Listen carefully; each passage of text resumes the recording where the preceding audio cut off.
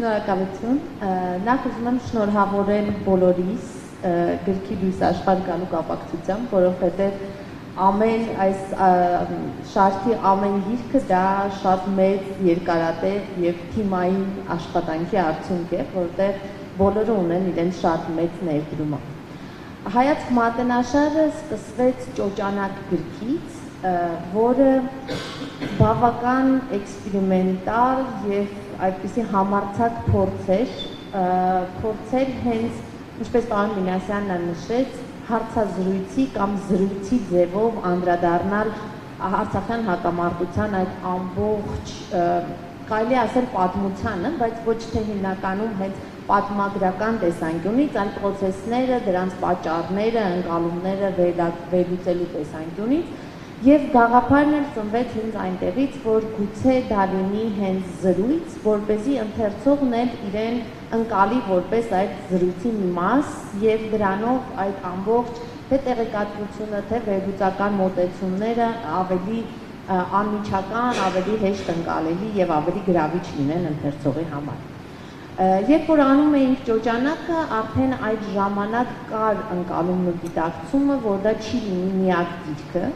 այդ թվում, որովհետև պարոն Բեկարյանը տարիներ շարունակ Հայաստանի արտաքին քաղաքականության վերաբերյալ սերունդներ է կրթել դասախոսությունների միջոցով, տարբեր հարթակներում ունեցած զրույցների միջոցով եւ ակնհայտ էր, որ պետք է փորձ անենք ամփոփել այդ բոլոր ուղղություններով վերլուծությունները, այդ տեղեկատվությունը, որպեսզի դա լինի մի շարք, որը հնարավորություն կտա մարդուն ձեռքը վերցնելով այդ գիրքը ստանալ Հայաստանի նորանկախ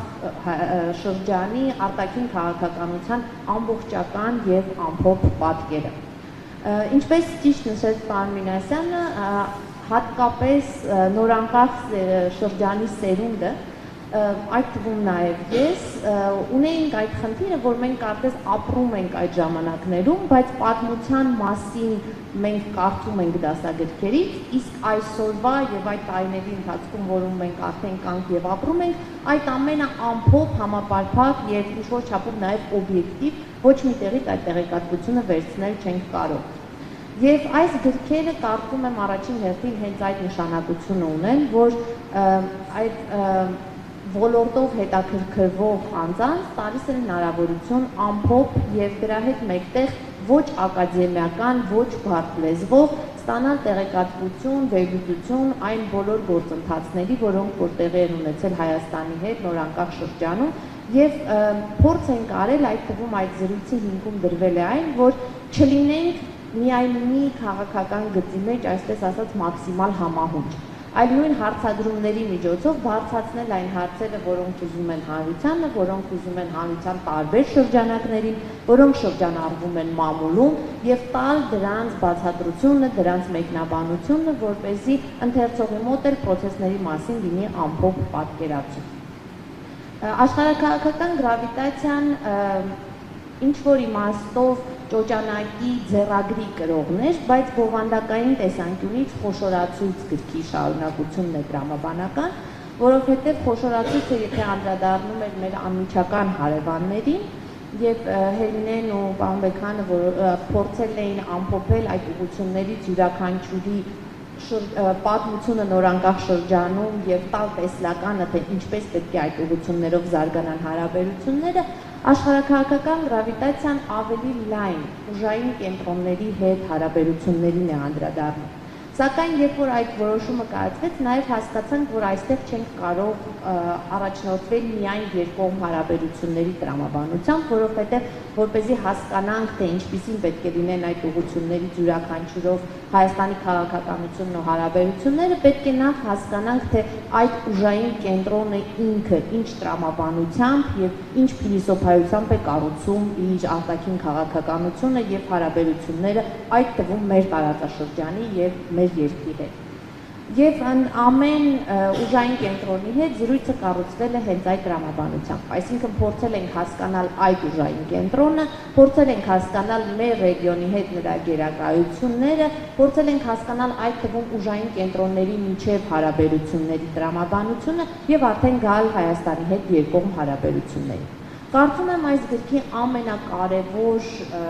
մասը առաջին հերթին հենց տեսլականներն են, որոնցում պարոն Բեքհանը փորձել է ներկայացնել, թե վաղը ինչպիսին պիտի լինեն Հայաստանի հարաբերությունները այդ ուղղություններից յուրաքանչյուրի հետ, որպեսզի Հայաստանը որպես քաղաքական գործընթացների իրական դերակատար իր ազգային եւ պետական շահերի հիման վրա կարողանա կառուցել հարաբերություններ եւ պաշտպանել մեր ազգային պետական շահերը։